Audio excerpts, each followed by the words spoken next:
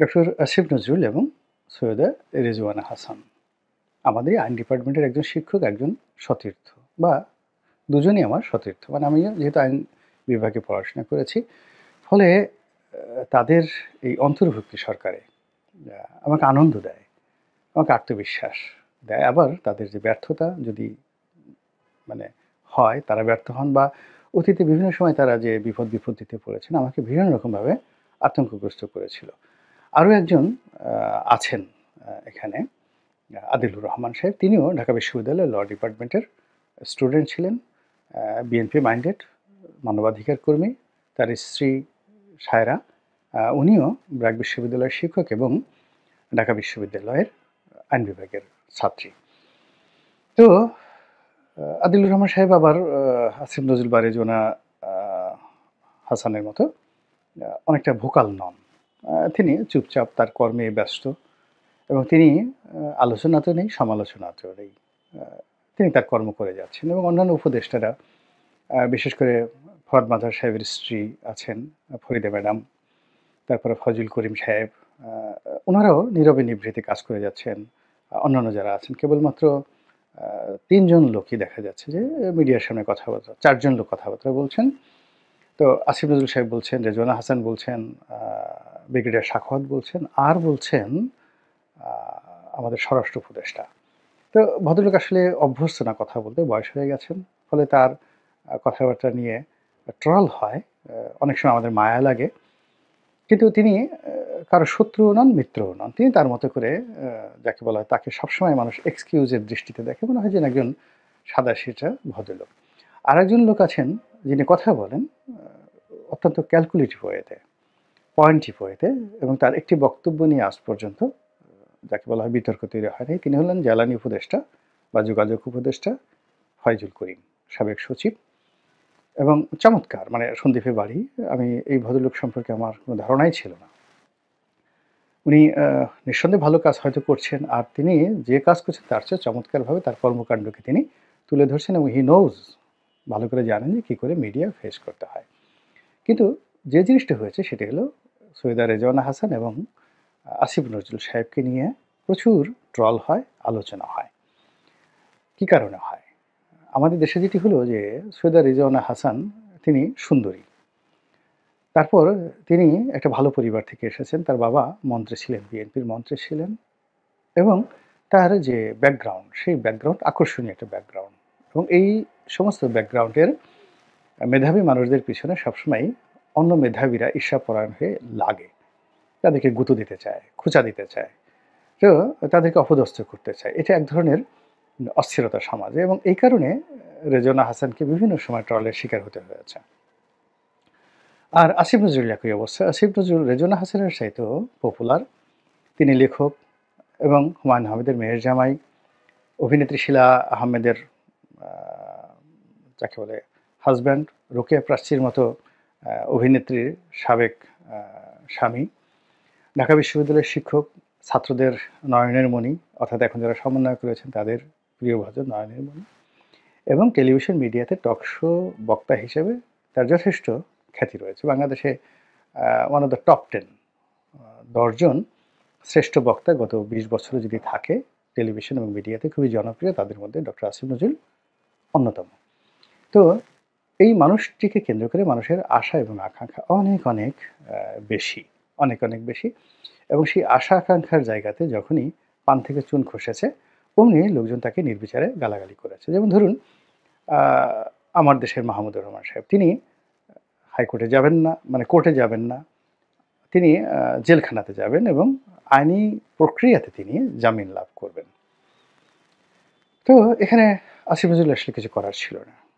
Normally নিয়ম অনুযায়ী তাকে অ্যাপ্লাই করতে হবে, দরখাস্ত করতে হবে, যেটা মাহমুদুর রহমান সাহেব করেননি। না করার কারণে তাকে জেলে যেতে হলো। আর অমনি মাহমুদুর রহমান সাহেবের পক্ষের যারা লোকজন রয়েছেন তারা আসিফ নজরুলের গালাগালি করে, তুই তুকারি করে, বাপ মা তুলে, একেবারে রাস্তার একটা ফকির মিসকিনকেও মানুষ এইভাবে গালাগাল করে না।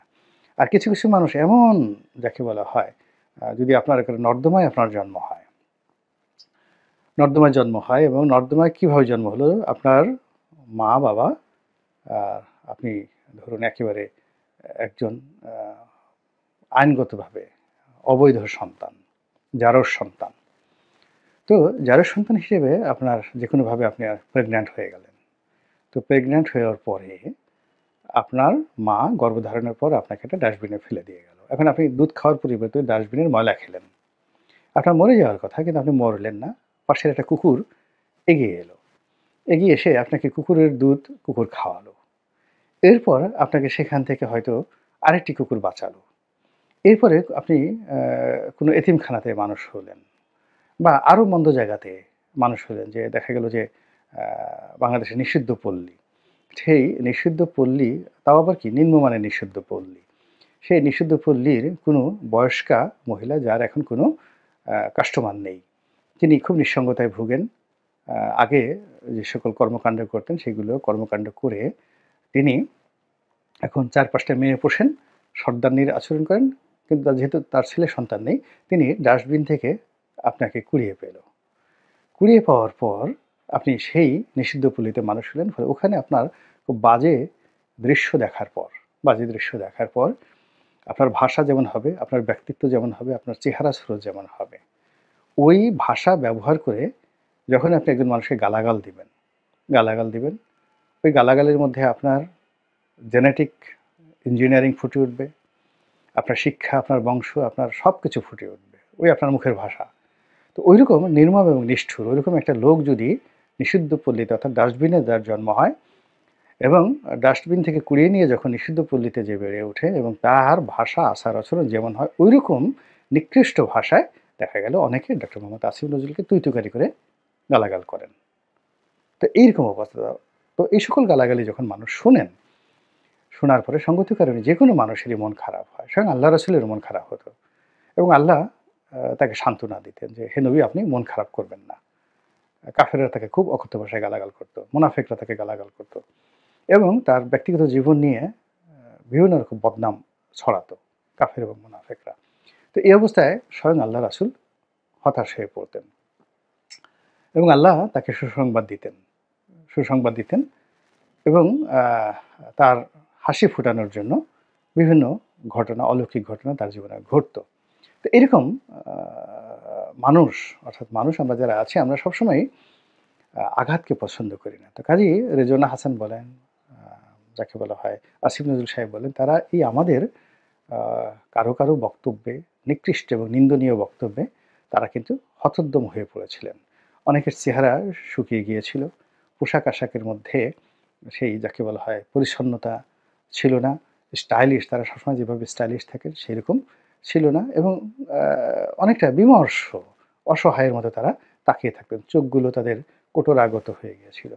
তো অবাক করার ব্যাপার হলো যে জানুয়ারি মাসের 15 তারিখের পর তাদের মধ্যে এক ধরনের যাকে বলা হয় স্বাচ্ছন্দ্যতা এসেছে।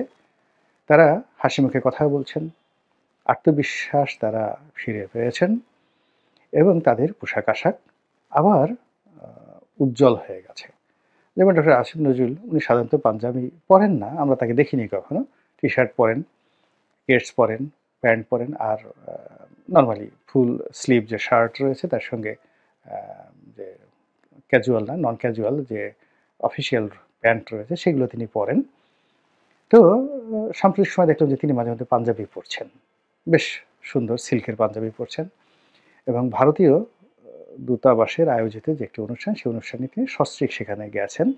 তো তার স্ত্রী বেশ নির্ভার ছিলেন, হাসি খুশি ছিলেন এবং তিনি নিজেও যাকে বলে তার সহজাত যে হাসি খুশি কৌতুক সেটা ফুটে উঠেছে তার কিছু ছবিতে। এখানে অনেকে বলার চেষ্টা করেছেন যে আসিফ নজরুল পালিয়ে গেছেন, পদত্যাগ করেছেন, তার স্ত্রীকে তিনি আমেরিকাতে পাঠিয়ে দিয়েছেন এবং এই বিষয়গুলো তাকে এতটা আহত করেছে যে তিনি ফেসবুকে স্ট্যাটাস দিয়ে বলতে বাধ্য হয়েছেন যে আমরা পালিয়ে যাইনি, আমরা ভালো আছি, সুস্থ আছি। তো বোঝার চেষ্টা করেন সেই মানুষটি তার স্ত্রীকে নিয়ে ভারতীয় দূতাবাসের অনুষ্ঠান র্যাডিসন হোটেলে, ঢাকার যে র্যাডিসন হোটেল সেখানে গিয়ে তিনি অংশগ্রহণ করেছেন এবং অসাধারণ কতগুলো পিকচার সেখানে দেখা দিয়েছে। একইভাবে রেজওয়ানা হাসানেরও তাকেও ডিসেম্বর মাসে ভীষণ রকম বিমর্ষ মনে হয়েছিল এবং তার কিছু ভিডিওতে আমরা দেখেছি ছোট ক্লিপে যে তিনি মেজাজ হারা হয়ে পড়েছেন, রাগ হয়ে গেছেন এবং যে ধরনের কথা তিনি সাধারণত বলেন না সেই ধরনের কিছু শব্দ তিনি চয়ন করেছেন। কিন্তু এই যে জানুয়ারির ১৫ তারিখের পরে তিনিও তার ঠিক আগের সেই সাবলীলতা নিয়ে ফিরে এসেছেন। এখন শুধুমাত্র তার নিজের মন্ত্রণালয় নয়, পুরো ইউনূস সরকারের অনেকগুলো বিষয় নিয়ে তিনি চমৎকার কথা বলেছেন। যেমন ডক্টর মোহাম্মদ ইউনূস সরকারের সঙ্গে বিএনপির দূরত্ব, তারপরে সমন্বয়কদের সাথে বিএনপির দূরত্ব, এরপর নাহিদ ইসলাম থেকে শুরু করে অন্যান্য যারা আছেন তাদের সঙ্গে বিএনপির দূরত্ব, মির্জা ফখরুল সাহেবের বক্তব্য, নাহিদ ইসলামের বক্তব্য, এগুলো নিয়ে যে সকল বিতর্ক হয়েছে তার প্রেক্ষিতে রেজওয়ানা হাসান চমৎকার একটি বক্তব্য দিয়েছেন। তিনি বলেছেন যে মির্জা ফখরুল যে কথাগুলো বলেছেন এটি সরকার সতর্কতা হিসেবে গ্রহণ করেছে।